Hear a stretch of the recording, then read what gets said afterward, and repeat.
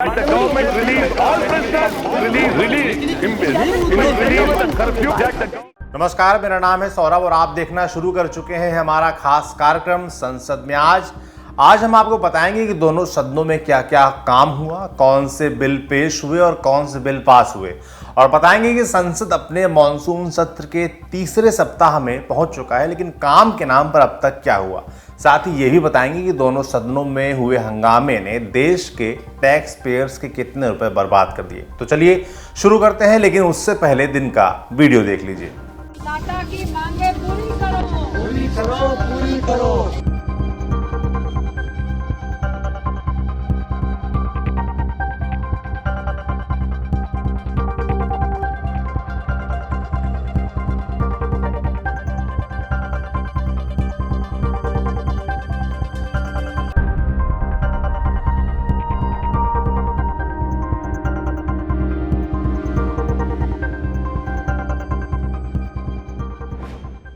कृषि बिल के खिलाफ अकाली दल की सांसद हरसिमरत कौर बादल ने आज विरोध का नया तरीका अपनाया।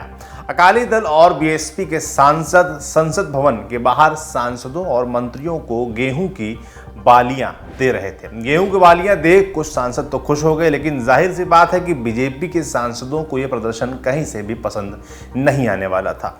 जब सरकार के मंत्री गिरिराज वहां से गुजरे और उन्हें भी गेहूं की बालियां देने की कोशिश की गई, लेकिन वो भड़क गए। ये बोलते हुए निकले कि प्रदर्शन कर रहे लोग किसानों के दुश्मन हैं। चलिए आगे बढ़ते हैं। दोनों ही सदनों की कार्रवाई आज एक खुशनुमा अंदाज में शुरू हुई। दोनों सदनों में कांस्य पदक जीतने वाली बैडमिंटन खिलाड़ी पीवी सिंधु को पूरे सदन की तरफ से बधाई दी गई। सभी सांसदों ने भी मेज थपथपा कर सिंधु के कारनामे की हौसला अफजाई की। इस खुशनुमा माहौल के बाद संसद अपने पुराने ढर्रे पर लौट आई। आसान भाषा में कहें तो शोर शराबा, हल्ला हंगामा शुरू हो गया। विपक्ष ने पेगासस मामले में ऐसा माहौल बनाया कि सिर्फ 8 मिनट में राज्यसभा की कार्रवाई 12 बजे तक के लिए स्थगित करनी पड़ी। इसके इतर लोकसभा में थोड़ा काम हुआ। विपक्ष ने हल्ला तो मचाया, लेकिन 37 मिनट तक प्रश्नकाल चला। लेकिन हालात जब काबू में नहीं रहे तब लोकसभा अध्यक्ष ओम बिरला ने 12 बजे तक के लिए कामकाज रोक दिया। हालांकि कार्यवाही स्थगित करने से पहले ओम बिरला ने एक नोट करने वाली बात बोली। उन्होंने कहा, इस तरह से संसद नहीं चलने देने से करोड़ों का नुकसान हो रहा है। ऐसा करना कतई उचित नहीं है। लेकिन ये बात सुनने को कोई तैयार नहीं था। लोकसभा की कार्यवाही 12 बजे फिर शुरू हुई, लेकिन इस बार भी हंगामा पूरे शबाब पर था। सिर्फ 7 मिनट के अंदर ही कार्यवाही 2 बजे तक के लिए रोक दी गई। हालांकि इसी बीच वित्त मंत्री निर्मला सीतारमण ने the tribunals reforms bill Lok Sabha में पेश कर दिया। इस बिल से सरकार कई कानूनों के तहत बने ट्रिब्यूनल्स को खत्म करने जा रही है। सरकार का कहना है कि ट्रिब्यूनल्स की वजह से लोगों को न्याय मिलने में काफी समय लग जाता है। इस बिल के तहत सरकार cinematograph act, the copyright act, the customs act, the patents act और द ट्रेडमार्क्स एक्ट समेत और भी कई कानूनों से ट्रिब्यूनल्स या वैसे ही अथॉरिटी को खत्म करने जा रही है। सरकार का कहना है कि इससे कानूनी प्रक्रिया लोगों के लिए और आसान हो जाएगी। बाकी राज्यसभा की कार्यवाही 12 बजे शुरू हुई। बड़ी मुश्किल से आधे घंटे प्रश्नकाल चला और फिर हल्ला हंगामे के बीच 2 बजे तक के लिए इसे स्थगित करना पड़ा। 2 बजे राज्यसभा दोबारा शुरू हुई तो सरकार के वाटरवेज मिनिस्टर सर्बानंद सोनोवाल ने द आइलैंड वेसल्स बिल 2021 सदन में पेश किया। राज्यसभा में इस बिल पर चर्चा हुई। चर्चा के बीच भी विपक्ष का हंगामा जारी रहा और हंगामे के बीच ही सरकार ने ध्वनिमत से इस बिल को पास करवा दिया। इसी हल्ला हंगामे पर केंद्रीय मंत्री रामदास अठावले ने अपने ही अंदाज में विपक्ष की चुटकी ले ली। बोले, जब यहाँ ये जो डिप्टी चेयरमैन सर बहुत सारा हंगामा हो रहा है, ये हंगामा में बिल पास करने का जिम्मेदारी हम सब लोगों पर है। वे कितने भी हंगामा करेंगे तो भी इसका कोई फर्क नहीं पड़ने वाला है। जितना ज्यादा हंगामा करोगे उतना ज्यादा बिल पास करोगे। हंगामा जितना करना है उतना हंगामा करो, लेकिन देश चलाने की जिम्मेदारी हमारे ऊपर है और हंगामा करने की जिम्मेदारी तुम्हारे ऊपर है। नरेंद्र मोदी जी ने मतलब जो आप बोल रहे हैं भाई 2024 में होगा खेला, आप बोल रहे हैं कि 2024 में होगा खेला, लेकिन 2024 में नरेंद्र मोदी का ही सत्ता का मेला। विषय पर फिक्र नहीं है। विधेयक है और ये बिल आज मेरा आज बहुत ही खुश है दिल, क्योंकि अंतर्देशीय जलयान का पास हो रहा है बिल। विरोधी दलों का रास्ता करना होगा तेज, विरोधी दलों का रास्ता करना होगा तेज। मंत्री अठावले जिस विषय पर आप बोल रहे हैं उसी की इजाजत है, सिर्फ 2 मिनट और मैं मेरे पार्टी की तरफ से अपनी बात- लेकिन ये हंगामा करने वालों को सस्पेंड करो। लोकसभा की कार्यवाही 2 बजे फिर से शुरू हुई। रूल 377 के तहत चर्चा हुई, लेकिन कुल जमा 20 मिनट के बाद लोकसभा की कार्यवाही 3:30 बजे तक के लिए स्थगित कर दी गई। 3:30 बजे जब लोकसभा की कार्यवाही शुरू हुई तो वित्त मंत्री निर्मला सीतारमण ने the general insurance business amendment bill 2021 पर सदन में चर्चा का प्रस्ताव रखा और बिल पास करवा लिया। इस बिल को सरकार ने शुक्रवार को लोकसभा में पेश किया था। बिल पर अपनी बात रखने आए लोकसभा में कांग्रेस के नेता अधीर रंजन चौधरी सरकार पर आग बबूला हो गए। सुनिए वो क्या बोले। The General Insurance Business Nationalization Amendment Bill 2021 with all might and metal at my command, I am strongly, vehemently, stridently opposing this anti-people, anti-national legislation. सदियों पुरानी ये हमारा प्रतिष्ठान चुनिंदा पूंजीपतियों को जेब भराने के लिए बेचा जा रहे हैं। अब अधीर रंजन ने आरोप बड़े लगाए तो सरकार का जवाब देना लाजमी था। अधीर रंजन के आरोपों पर वित्त मंत्री का जवाब सुनिए।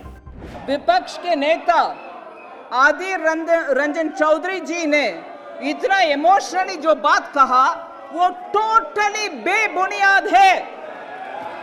सरकार किसी का हक नहीं छीन रही है।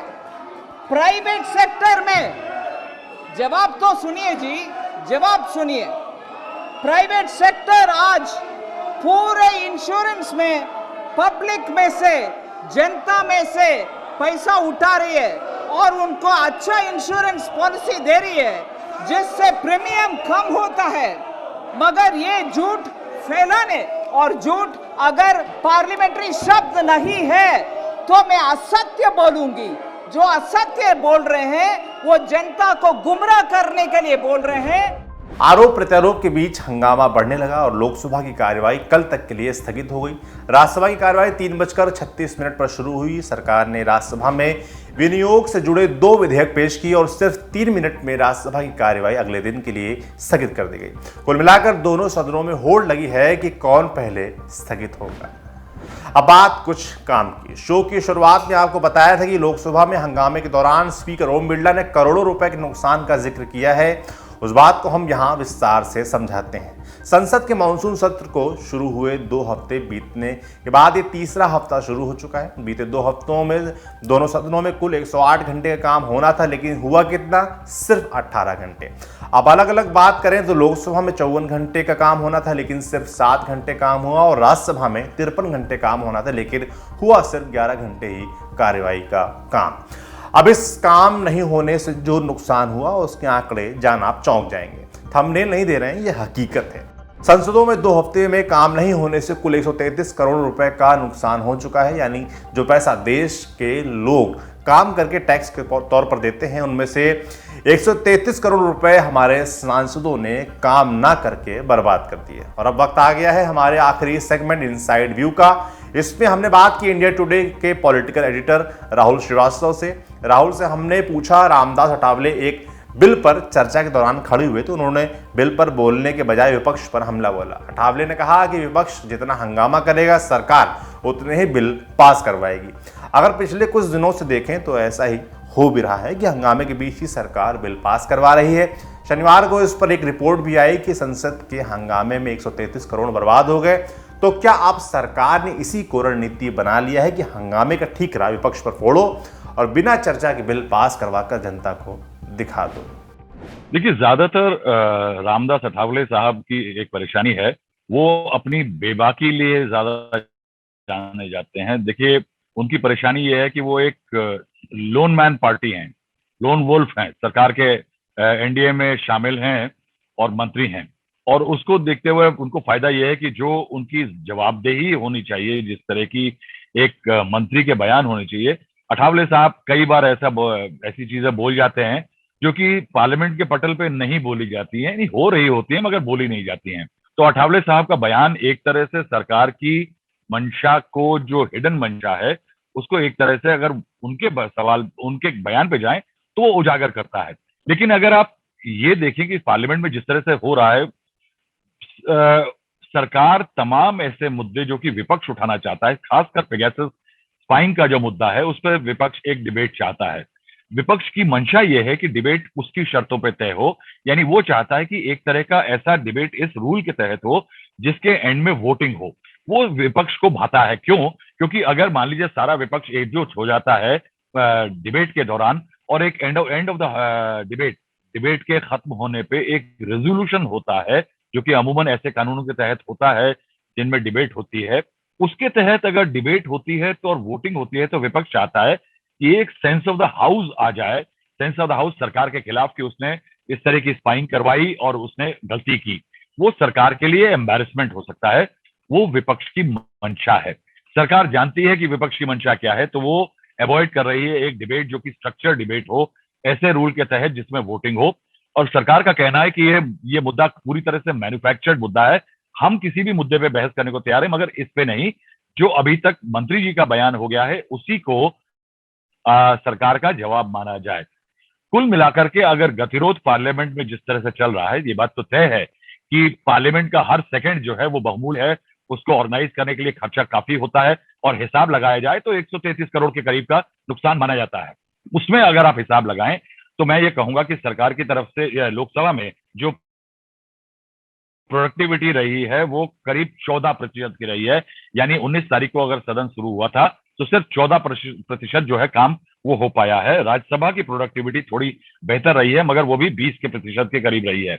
अगर आप इसमें देखें, मैं ब्रेक डाउन करूं तो करीब 45% प्रोडक्टिविटी रही है लोकसभा में, जहां तक सवाल जवाब यानी क्वेश्चन आवर होता है, और खासकर 13% के करीब रही है प्रोडक्टिविटी बिल्स की। यानी जितने बिल सरकार ने लाइंड अप किए थे, समय जो खर्च हुआ 13% जो है बिल्स में निकल गया, यानी बिल्स में सरकार को बहुत ज्यादा नुकसान नहीं हुआ है। इसी तरह से राज्यसभा में करीब 11.9% बिल्स में समय गया है, यानी सरकार की बिल्स तभी पास हुए हैं जो सरकार के इस समय नॉन लेजिस्लेटिव मुद्दे हैं, यानी जो जीरो मेंशन, ये जो है इस पे सरकार को फायदा रहा है। राज्यसभा में प्रोडक्टिव रहा है ये पीरियड, और इसके दौरान काम अच्छा हुआ है। लेकिन कुल मिलाकर के अगर देखा जाए तो सरकार का जो काफी संसद का काफी नुकसान हुआ। अब इस नुकसान का जिम्मेदार कौन है, ये एक बड़ा मुद्दा हमेशा रहता है। मैं कहूंगा कि विपक्ष अपनी पॉलिटिकल गोटी फिट कर रहा है विरोध करके, क्योंकि वो दिखाना चाहता है कि ये सरकार गलतियां करती है, ये सरकार जन विरोधी बिल पास करती है, और ये सरकार लोकतांत्रिक तरीके से पार्लियामेंट में जो विपक्ष चाहता है वो नहीं सुनती है। इसके लिए कल एक बैठक भी होने वाली, राहुल गांधी एक ब्रेकफास्ट भोज करेंगे सारे फ्लोर नेताओं के लिए। इधर प्रधानमंत्री भी बैठक करते रहे हैं और करने वाले हैं। कुल मिलाकर के आप देखिए, विपक्ष अपनी गोटी सेट कर रहा है पॉलिटिकल, कि वो सरकार को पीछे धकेल रहा है और सरकार की जनता में बदनामी करने की कोशिश कर रहा है। इधर सरकार जो है उसको भी ये मालूम है कि सेकेंड वेव जो आई थी उसमें जो कोविड के कारण मौतें हुई, जनता को असुविधा हुई, वो एक बड़ा मुद्दा है, वो आम आदमी का मुद्दा है। उससे जनता एसोसिएट करेगी अगर विपक्ष उस पर बहस करता है। वो जानती है कि पेगासस स्पाइंग का मामला ऐसा है जिसपे ज्यादा जनता में ट्रैक्शन नहीं है, तो वो इस बात को लेकर के खुश है कि विपक्ष पेगासस का मामला उठा करके गतिरोध पैदा कर रहा है। इधर उसके बिल्स भी निकल रहे हैं, और जनता में अगर आप कहेंगे जाकर के कि नेताओं के फोन टैपिंग हो रही थी, तो जनता को इससे बहुत ज्यादा लेना देना नहीं है। तो कुल मिलाकर के दोनों को ये सूटेबल सिचुएशन है। पी साईनाथ साहब ने एक किताब लिखी थी, everybody loves a good drought. मैं कहूंगा कि everybody loves a good disruption. यहां पे दोनों को फायदा हो रहा है। कुल मिलाकर के अगर आप सरकार का रवैया देखें तो विपक्ष विरोध कर रहा है, पार्लियामेंट का पैसा खर्च हो रहा है, बिल पास हो गए हैं, मगर काम पूरा नहीं हो पा रहा। इस चीज को लेकर सरकार अब जनता में जा रही है। ये बात प्रधानमंत्री और आला नेताओं ने बीजेपी की जो पिछली पार्लियामेंट्री पार्टी की जो मीटिंग हुई थी, सभी सांसदों को कह दिया था कि जनता के लिए जो सरकार कर रही है और जिस तरह से विपक्ष सरकार के खिलाफ जन विरोधी आरोप लगा रहा है, वो उसके खिलाफ जाकर के मैदान में उतरे। यानी बीजेपी ने इस मामले में सड़क पे उतर करके विपक्ष के रवैये की बदनामी करने की पूरी रणनीति बना ली है। तो कुल मिलाकर के कहिए कि सड़क की राजनीति पार्लियामेंट में चल रही है, और उस पार्लियामेंट की रणनीति को जो डिसरप्शन हो रहे हैं उसको जो सड़क तक लाने की है। यानी कुल कवायद जो है कंप्लीटली 100% अब राजनीतिक है। आज के शो में इतना ही। आपका संसद की कार्यवाही पर क्या सोचना है, जिस तरीके से संसद चल रही है उस पर क्या सोचना है, हमें कमेंट बॉक्स में लिखकर जरूर बताएं। बाकी देखते रहिए दी लल्लन टॉप। शुक्रिया।